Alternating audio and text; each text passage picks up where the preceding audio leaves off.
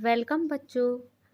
आज हम class 4 lesson 9 मुनास farm इसके एक्सरसाइज जो क्वेश्चन आंसर है वो सॉल्व करेंगे। So let's start. ओके बच्चों, यहाँ पर फर्स्ट क्वेश्चन है न्यू वर्ड्स, नए शब्द। इसका शब्दार्थ लिखते जाना है। जैसे दिया हुआ है फार्म, फार्म का मतलब है खेत। फील्ड यानी भी खेत होता है। स्विंग झूला, बुलॉक्स बैल, विलेज गांव, ऑफन प्रायः, लवली सुंदर, अगेन फिर से, प्लीज कृपया। इसके बाद सेकंड है रीड एंड राइट, और इसके अंतर्गत दिया हुआ है आंसर दिस क्वेश्चंस, प्रश्नों के उत्तर लिखना है।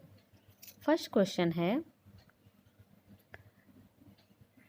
वेयर डिड मोना, वेयर का मतलब होता है कहाँ। Did Mona take her friend, Mona अपनी सहेली को कहाँ ले गई। टेक का मतलब है उसे लेकर गई। मोना अपनी सहेली को कहाँ लेकर गई। इसका आंसर आएगा Mona took her friend to her farm, Mona अपनी सहेली को अपने खेत पर लेकर गई। अब ध्यान देने वाली बात यह है कि यहाँ पर लिखा हुआ है डिड, इस डिड के कारण ये टेक बदल जाएगा टुक में, क्योंकि वहाँ पे पास्ट रूप दिया हुआ है, तो ये भी क्या हो जाएगा पास्ट फॉर्म में, सेकंड फॉर्म में ये बदल जाएगा। तो यहाँ पर होगा मोना टुक। जब हम आंसर लिखेंगे, फर्स्ट का आंसर होगा मोना टुक। चूँकि ये नाम है और फर्स्ट लेटर लिखा रहा है आंसर का, तो इसलिए ये क्या रहेगा कैपिटल मोना। उसके बाद लिखना है टुक, फिर जो लिखा हुआ है उसे लिखेंगे हर friend, Mona took her friend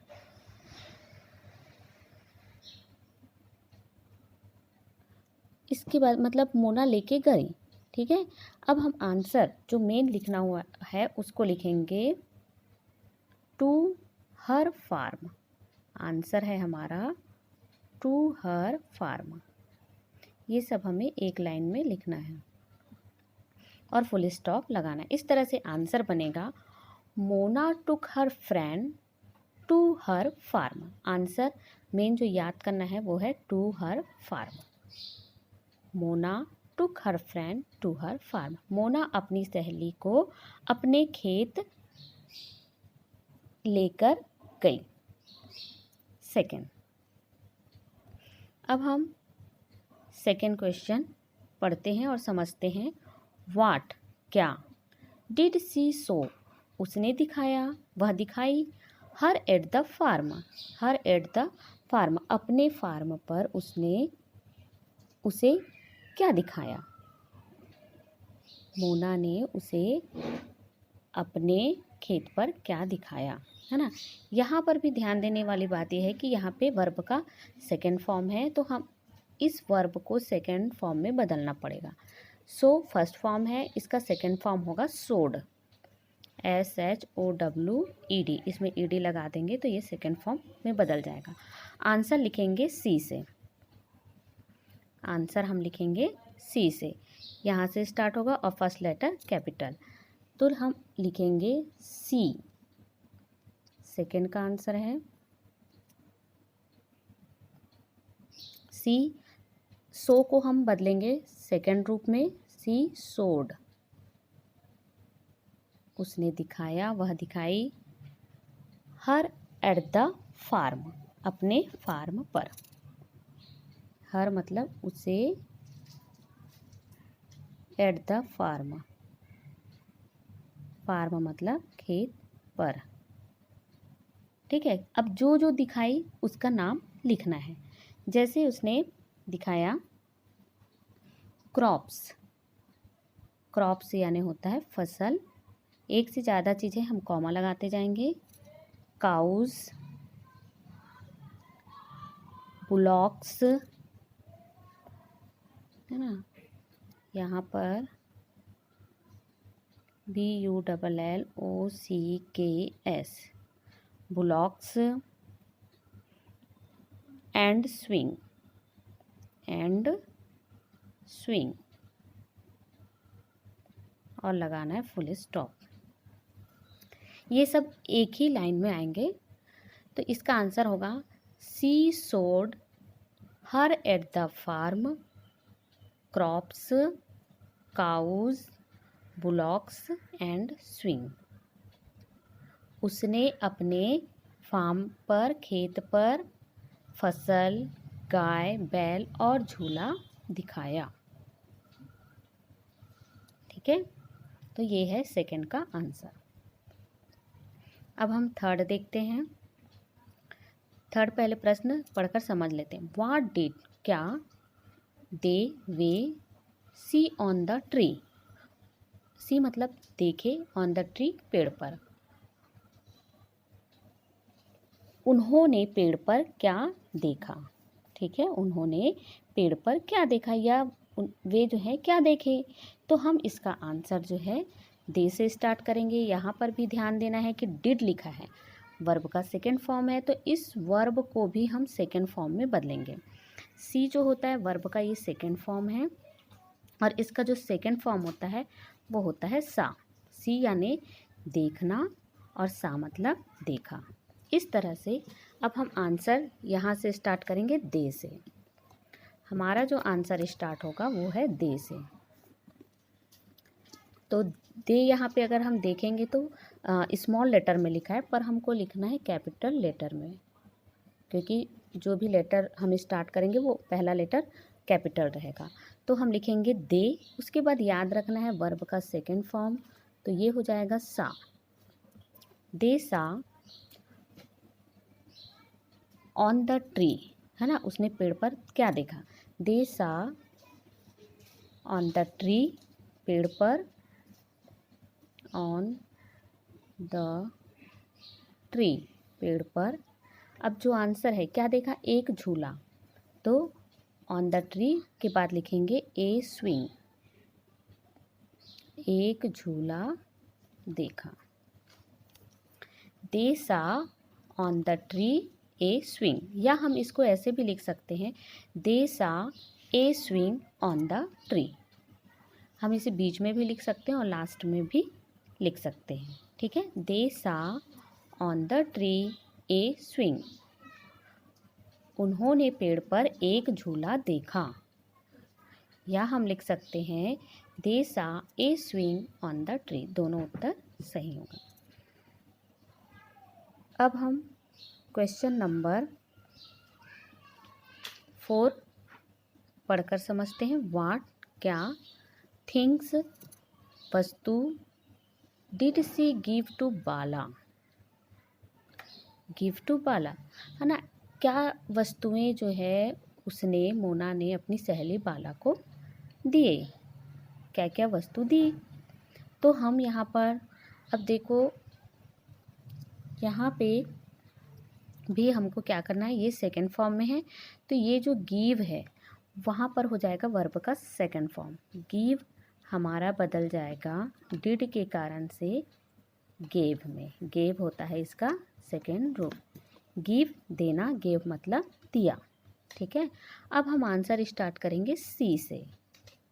सी से आंसर स्टार्ट करेंगे। यहाँ पर स्मॉल लेटर है, पर हमको स्मॉल लेटर में नहीं लिखना है, फर्स्ट लेटर हमेशा कैपिटल में रहेगा। तो हम लिखेंगे सी, गिव को बदलना है गेव में, पास्ट रूप में, सेकेंड रूप में।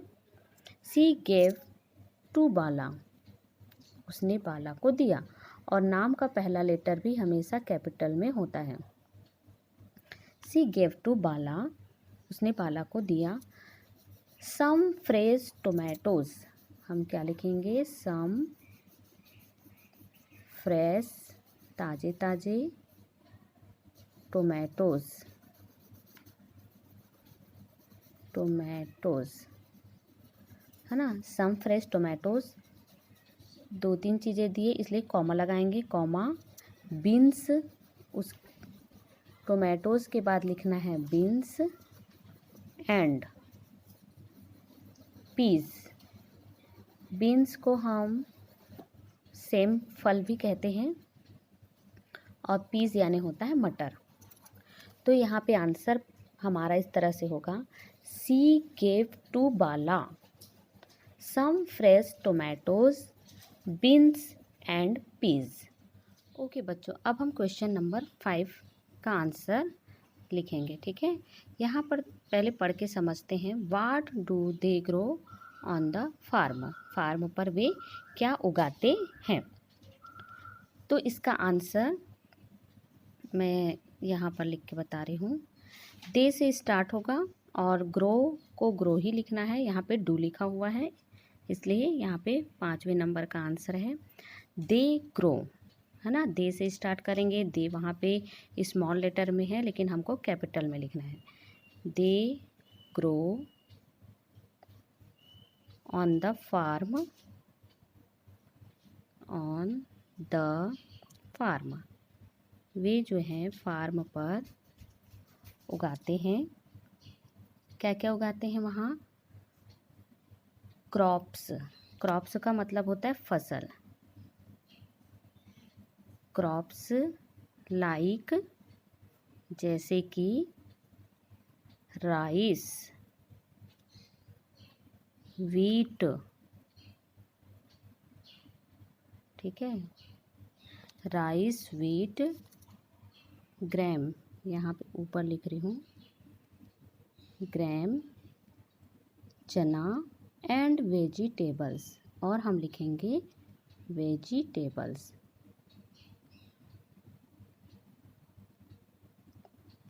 तो इसका आंसर बनेगा they grow on the farm. ये हमको प्रश्न से मिल जाएगा, हमको यहाँ से याद करना है।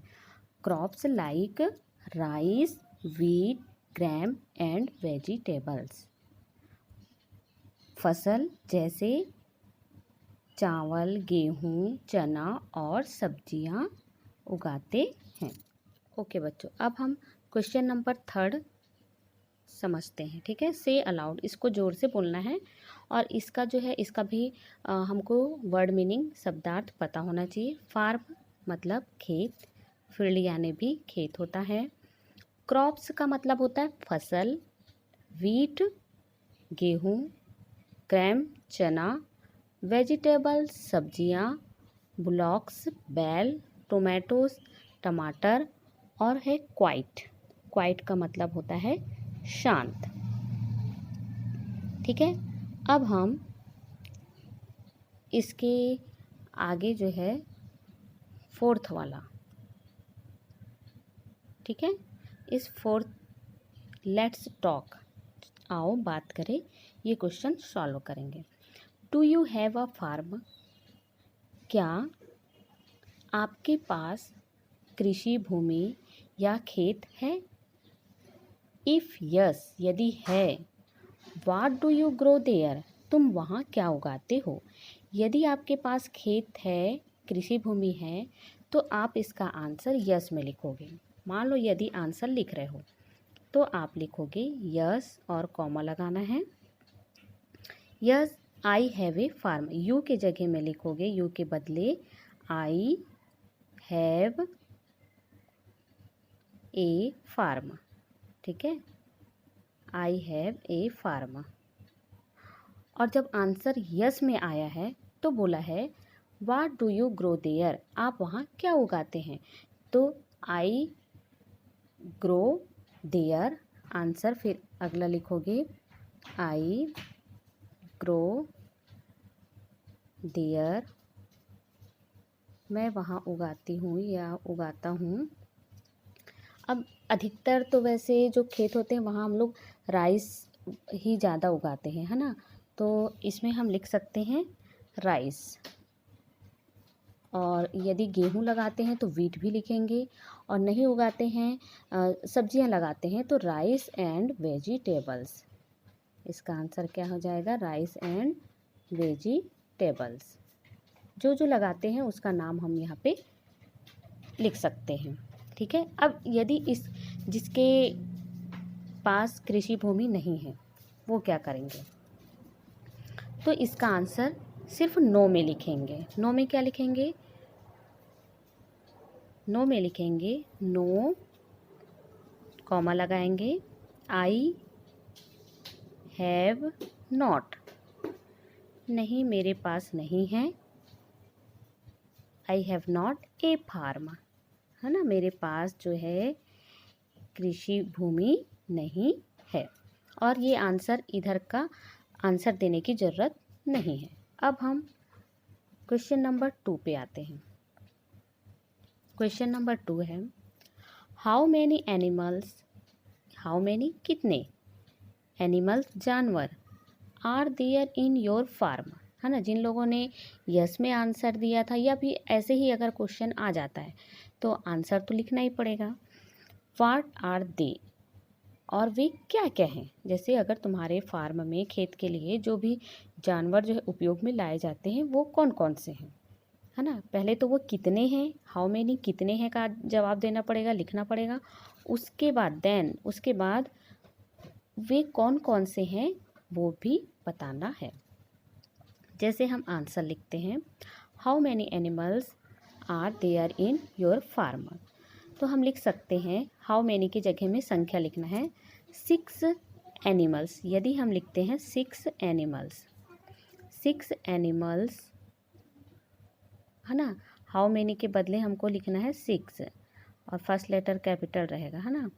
तो 6 animals are there in my farm, है ना। वहाँ मेरे पास 6 जानवर हैं इन माई फार्म। ठीक है। हाउ मेनी का आंसर हो गया, हमको कुछ नहीं करना पड़ा। हाउ मेनी के बदले हमको लिखना पड़ा 6 animals are there in your के जगह में हम लिखेंगे, उसके बदले लिखेंगे माई, क्योंकि पूछा गया है ना तुम्हारे पास कितने हैं, तो हम माई, मेरे पास, ये लिखना है। तो माई फार्म। अब वाट आर दे, ठीक है। अब हम सेकेंड का आंसर लिखेंगे, इसी के आगे लिखेंगे वाट आर दे। तो हम इसको, अगर जैसे 2 गाय और 4 बैल हैं, है ना, जितने भी हैं, तो उसको अपने आंसर में लिखना है दे आर, है ना। हम क्या लिखेंगे इसके जस्ट बाद, दे आर, वे हैं 2 काउस, 2 संख्या में भी लिख सकते हैं, एंड 4 बुलॉक्स।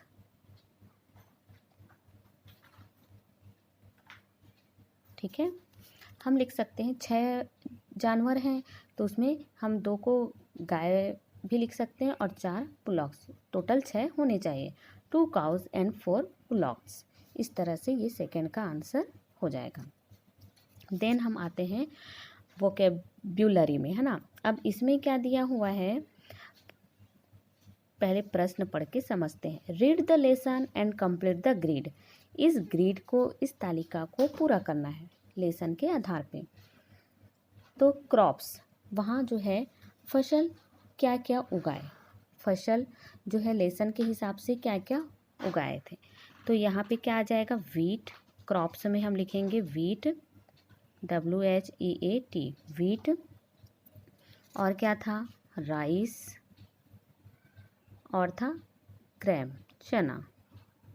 तो ये क्रॉप्स में आ जाएगा, फसल में। ओके बच्चों, अब हम वेजिटेबल्स नेम लिखते हैं।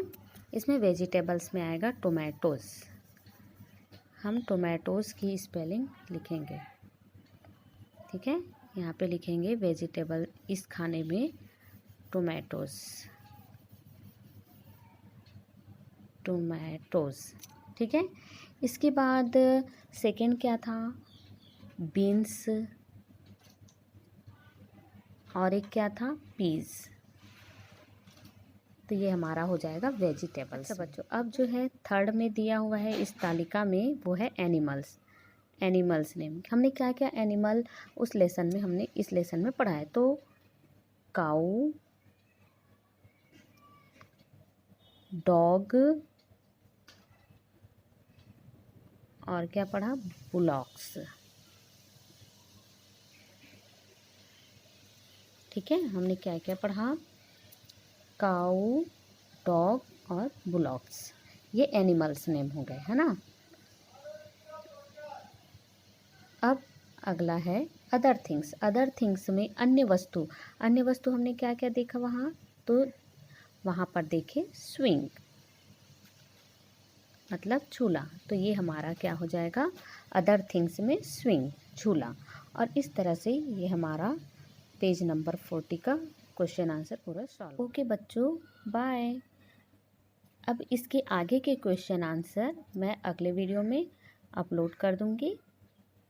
ठीक है, और आपको more and more practice at your home, अपने घर में अधिक से अधिक इसका अभ्यास करना है।